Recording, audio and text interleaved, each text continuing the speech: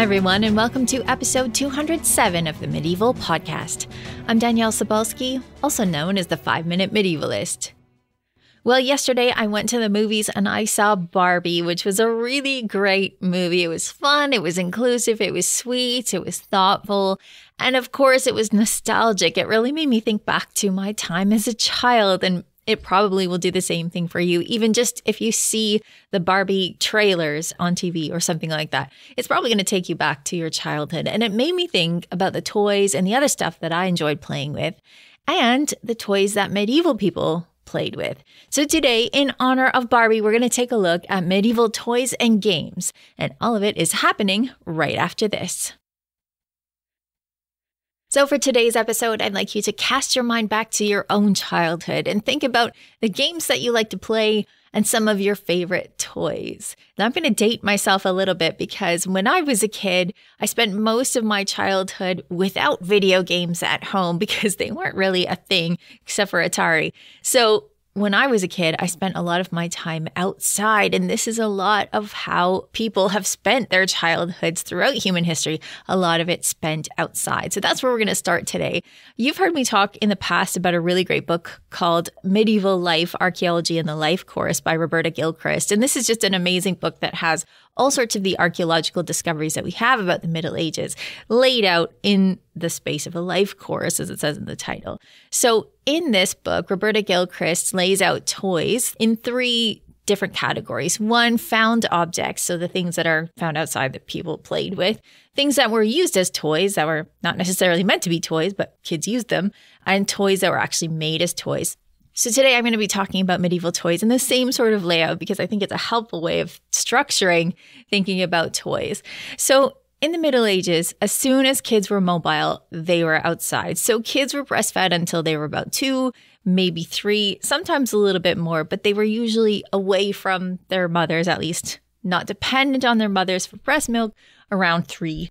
And so they're toddling around. If you've had toddlers yourself or you know some, you know how busy they can be around 3. And so at this time, toddlers are going inside and out, and they're starting to get into things and starting to get into trouble. Children are not usually working in terms of working in a trade or outside the house or going to school or that kind of thing until they're around 7. So in that time, you have kids who are young that are playing and helping out with the housework to a certain extent, but also having a lot of free time outside. So what are they doing at home to help out? Well, they are fetching and carrying things. They are taking care of animals. They're foraging for things like fruit, and they are babysitting each other. So we know that they are taking care of each other. They're not necessarily supervised by adults outside of the home. And they're spending a lot of time outside and together because their parents have to work all the time to make sure that there is food on the table. So this is just how it is in medieval Europe. You have kids running around outside in little packs, a lot like things were back when I was a kid. And hopefully some of this stuff is happening today too. So what are kids playing with in their time outside? Well, the short answer to this is everything. So imagine back to the times that you spent outside as a kid. What did you play with? Chances are it was things like sticks, rocks, grass, sand, flowers, clay, shells, nuts, pine cones, water, feathers, bark, and leaves, right? All of these things. My first clear memory is actually of making little clay figurines because at the time I lived on a lake and I was supervised, unlike a lot of medieval kids. But I made little clay figures, and this is my first memory. I probably was only about 2 or 3 creating these little clay figures, but it's probably the same for you. You can create everything, structures, you can make people, you can make weapons. I mean, how many children have you seen turn a stick into a sword? This is something that would have happened back in the day as well. You can make animals. You can play games like Conkers with nuts. I know that there's a lot of people, especially in Europe, that like to play Conkers with nuts. If you have flowers, you can make a daisy chain. You can play games like He Loves Me Not. Feathers, you can race to the ground. Bark, you can create boats. Leaves, you can do that as well, create little sails. These are things that kids have been doing for thousands of years. And this is what we can picture medieval kids doing. And what I love about this kind of unstructured play is that you can imagine kids creating whatever stories they want out of these things. And what's really interesting about having kids playing outside, I'm not preaching here, it's just really interesting to me, I think, is that they gather all those skills that are necessary to be adults, right? They are doing things like stirring things, mixing things, pouring water. Like, how much of your time did you spend pouring water back from one container to another? I used to love doing that. And of course, if you have shells or little buckets or even just half of a nut, you can do this kind of thing, pouring water back and forth. They learned how to mash, they learned how to cut. Kids are always making things like sandcastles and mud pies. And this is exactly what medieval kids are doing as well. So anything you can imagine a kid doing sort of unsupervised play today, things like racing a stick down a stream. How many of us have done this? This is what medieval kids are doing as well. So when we think about medieval childhood, I think it's important to remember them as being these creative and independent and imaginative beings. There was a tradition not too long ago in the way that people thought about medieval children is that they imagined that medieval people themselves, adults, thought of kids as being miniature adults. And they weren't really thought of that way. They were known to be little beings that needed to play. And so we could see them doing this kind of thing outside. It is the type of thing that you hear about indirectly. Sometimes you'll hear a chronicler or a writer talk about things that they did as a child, but a lot of this stuff is ephemeral. So we kind of have to imagine it, but it's also something that children all over the world are doing. So it is a very easy way to understand what children were doing in the past. We also know that kids will pick up anything and turn it into a toy. And I know that when my family listens to this episode, they will remember that one of my favorite toys was actually a plastic pump. It was not at all a toy in the way that I used it, but I imagine it as being a figure. And we know that medieval people were doing the same thing in that sometimes archaeologists will look at the type of things that are found in a child's grave, and there's something that doesn't fit. And so the suggestion is that that thing was probably used as a toy. We know that kids are amazing scavengers, right? Anything that is broken or a container or left around, a kid is going to pick it up and they're going to play with it and they're going to use their imagination and turn it into something else. So little bits of things like string are so useful for kids. They can turn them into all sorts of things. They can turn them into bracelets. They can turn them into fishing line. They can turn it into anything that their heart desires. I mean, if you think about the song Puff the Magic Dragon, it's little bits of paper and string and sealing wax that kids are playing with. And these are things that you would find around a medieval house as well. Bits of string, yarn, wax, and even paper. Also, things like little baskets or a bird's nest, which is something you'd find outside, but it is a structure, something that could be played with and recycled. Something that is in Gilchrist's book is something called buzz bones, which are little pig bones that kids could put a hole in and put on a string. And the idea was that they would kind of spin it around and pull the string and make a buzzy sound. And this is something that archaeologists have found as being just a kid's toy. By the way, kids did have their own little knives, so they would be able to do things like sharpen sticks or cut string or cut pieces of branches to use in their games. What I love about kids, and something that occurred to me when I was looking at or thinking about this idea of found objects, is the ways in which kids like to create presents for each other. So I was thinking about this in terms of string or yarn or thread. How many times do children like to make little bracelets for each other, little friendship bracelets? And it's the same thing with just about anything that a kid could make and find, is that we know that kids like to make these things as presents for each other. And this is not something that I have found in any records, but I think it's something that we could easily cast our minds back to and imagine kids creating something out of clay, shells, string, or wax, and creating them for each other, little gifts for their friends and siblings, and even parents. Then we come to the actual toys. So these are things that were created to be toys, to be for children. And this is one of the things that bolsters the argument that kids were not thought of as being little adults. They were thought of as being children in their own right, people that needed to play before they grew up and took on all the responsibilities of adulthood.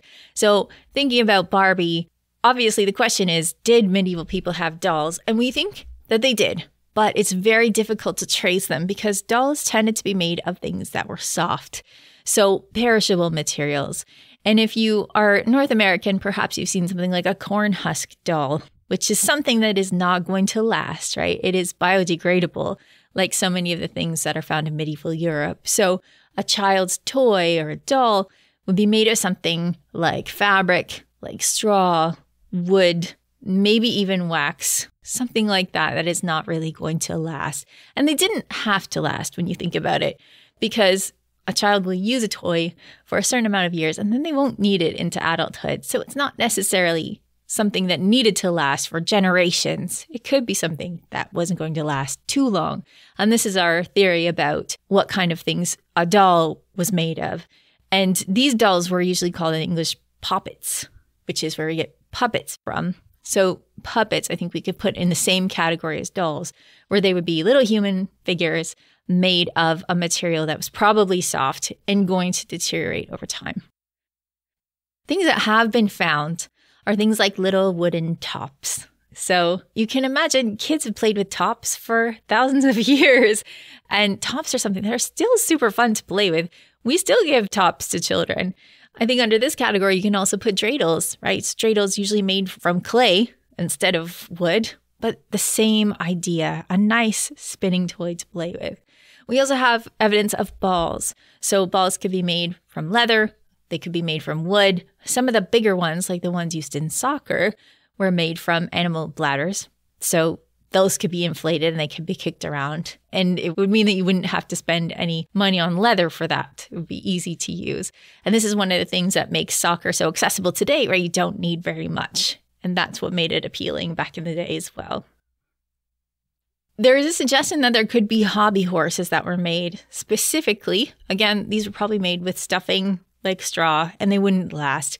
But any kid could make a hobby horse out of a stick. So, I mean, they don't necessarily have to be made as hobby horses, although it's very likely, I think, that hobby horses were made as actual toys. We know that people played with dice, so dice made from bone, carved from bone.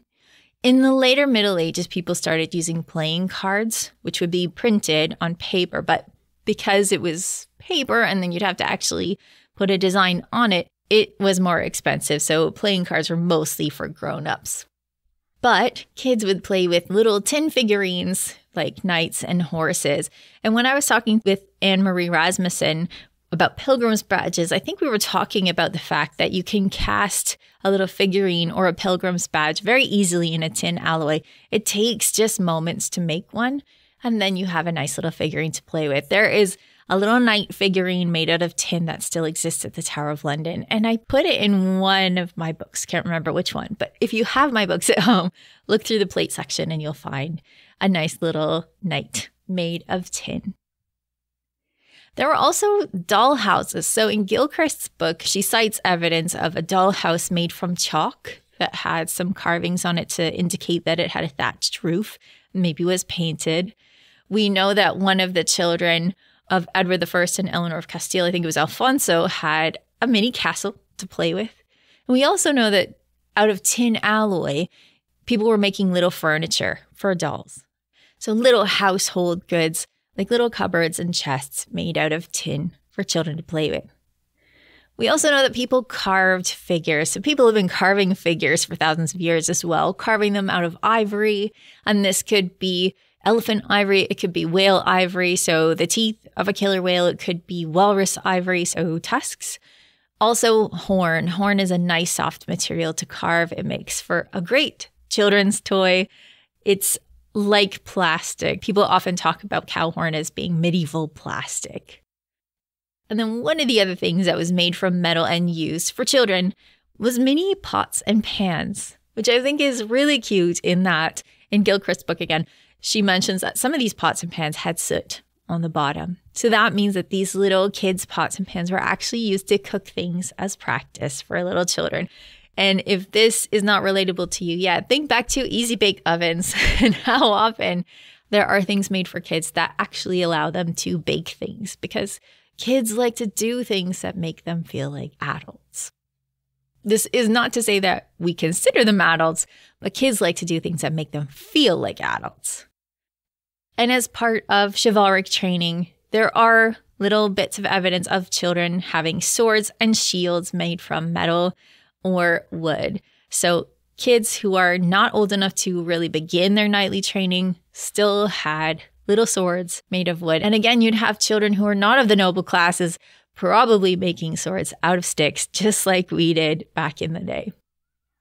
So that really covers a lot of what we know about medieval toys. And there's a lot more to be said about that. Again, I really like Roberta Gilchrist's book, Medieval Life, Archaeology in the Life course. But also Nicholas Orme, who was on the podcast talking about going to church, has a really good book called Medieval Children. And he talks about toys, and he also talks about games, which is something that I'm going to get into now. So let's talk about the games and the type of play that kids were doing that wasn't necessarily tied up with toys. So one of the things that kids do consistently over time and space is they play games that are related to survival and being helpful. So things like climbing trees, things like catching fish, frogs, insects, birds, mice, things like scavenging for berries and nuts and herbs, things like collecting eggs, things like hide and seek. These are all games that kids naturally play, and they are a little bit of survival skills that they are picking up through play, much like all the other animals in the animal kingdom are doing, playing, hiding, even fighting and wrestling, things that are games, but also helpful. So when you think about the fact that kids are really great at scavenging, this is one of the reasons why medieval parents sent them out to do things like collect berries or other fruits from trees or eggs from chickens, for example. Kids also really like, and this is something that you'll see if you're a parent or in close contact with kids, kids like to grow things themselves. So this is something that you could train a kid to do very easily, is to grow something from a seed and have the kid care for it. So these are things that are fun for kids, but also something that was really useful. We also know that kids were asked to care for animals. And so you can imagine kids spending a lot of time with these animals, getting to know them very well, naming them, training them, playing with them. This is something that was easy for kids to do with pets, with working animals, and with strays. So because people in medieval Europe didn't have the spaying and neutering type program that we have today, where we are actively spaying and neutering pets so that we don't have a lot of strays, there were a fair number of strays in medieval Europe. And these were a great place for kids to practice their pet rearing skills. I don't want to have too rosy a picture on it because the way that we treat animals is cultural, as you probably already know by looking at the world today. There is a good chance that kids were not always kind to these animals, but we shouldn't paint all medieval people with the same brush. I know at the beginning of Pillars of the Earth, Ken Follett has some kids being mean to a dog. This isn't something that is out of the realm of possibility when it comes to medieval Europe, but also we should entertain the idea that people were also kind to animals too. We know that they had them as pets. We know that they used them a lot. So we can imagine children being both kind and unkind in the same way that they are today. Some of the games that kids played that were organized games seem to be things like hide and seek, a game that is similar to Red Rover. This is one that Nicholas Orme talks about in his book, where kids were meant to say a rhyme and then they were meant to run across and try not to be caught. And then if you made it, you would have a little ditty that you'd be saying. Games like sneaking up on people. We have games like that today where someone is blindfolded and people are actively sneaking up on them. So these are organized games that we only can get a bit of a glimpse at. One of the things that I'm not sure people did at the time, but it's very possible, is skipping games. We played a lot of those when I was a kid. We had rhymes for them, but skipping rope is not something that you would have in a grave, for example. It's not something that would keep existing. A skipping rope in the Middle Ages is a rope you can use for anything else. So especially if this was a girl's activity, it may not be something that we'd have any record of. So if we time traveled back to the Middle Ages, maybe we would see children skipping, but that's not something that is really in any of the records. When it comes to more organized games that involve things like objects that you need to use, Children were playing things like chess, backgammon, they were playing Nine Men's Morris, they were playing Nefertoffel. Hopefully I've said that correctly. They were playing dice games, they were playing solitaire games. So imagine things that would take zero effort to play with. Like backgammon, for example, just takes some triangles, which you could draw in the dirt, and some counters, which you could make out of pebbles or acorns or anything. This type of thing is going to make it popular, where you can just play this game anywhere you find yourself. So backgammon is one of those games that was played quite a lot. Those solitaire games that you could play with a pebble are going to be ones that you see a lot. We don't have evidence of hopscotch, but maybe this is something that was played in a similar way, or a game like hopscotch, where you would never find any traces of it because it is something that is drawn in the dirt or drawn with chalk, and you just never find evidence of it unless somebody writes it down. So maybe as I'm talking about this, you're thinking about ways in which we recorded the games that we used to play. Do we have any evidence of it? Maybe there's some in old TV shows, nostalgic TV shows, but where else would you find evidence of this type of game played with dirt and stones? We also know, as I mentioned earlier, that people did play soccer, and sometimes pretty competitively. As adults, they played soccer, but children played soccer. They also played badminton. This is a medieval game. And so when you see it in that Robin Hood Fox movie by Disney, this is actually a medieval game, badminton. And then we also know that children did do some wading and swimming, although it's really hard to tell how they learned it, where they learned it, and how many children actually learned it. We do know that kids were drawn to water. One of the ways that we know what children were doing in their lifetimes is because of coroners' rolls, and a lot of children did drown. We know that children are still very drawn to water, which is why we have so many regulations about fences, for example. But we know that kids were in the water in part because of coroners' rolls. And this makes me think of the stories that people would be telling to children, about children, around children. So what's making me think about this is there are stories in Scotland of water horses called kelpies. And I don't honestly know how old these stories of kelpies are, but chances are they're quite old. But these are water horses that will drag you down into the water. There are a lot of fairy stories pre our current age that are both a little scary and probably meant to warn children from doing things that are dangerous, right? If you look at fairy tales, like don't take candy from strangers in case it is a witch that's going to bake you, for example, thinking of Hansel and Gretel, which is not a medieval story as far as I know. But this kind of story that is meant to warn children of danger reminds me of things like Kelpie stories, which are meant to keep children probably away from the water. Other stories that children would be told would be animal stories, fables. They would also be around for people telling grown-up stories. So ones like Fabio would still be told around children. So they know a lot of racy stuff, perhaps before we would currently think that was appropriate for children to hear. They would also be seeing plays. They would hear Bible stories. And they would hear little rhymes that we still use today, like that rhyme about 30 days having September. So there are a lot of little rhymes and stories that have disappeared that we may never know that people were telling to children at the time. And one that I think is really a nice way to kind of round this all up is that we have the impression from looking at some of the sources that children were sung lullabies. And again, this is intuitive. I mean, if you're a parent, you know that it takes some effort to put children to sleep, and lullabies are helpful. We also know that children like singing. We know that humans like singing. And there was a lot more singing happening at home in the Middle Ages because people didn't have MP3 players. So children were probably sung to as they were put to bed at the end of a day where they had spent it all outside trying to catch frogs and race sticks down the river.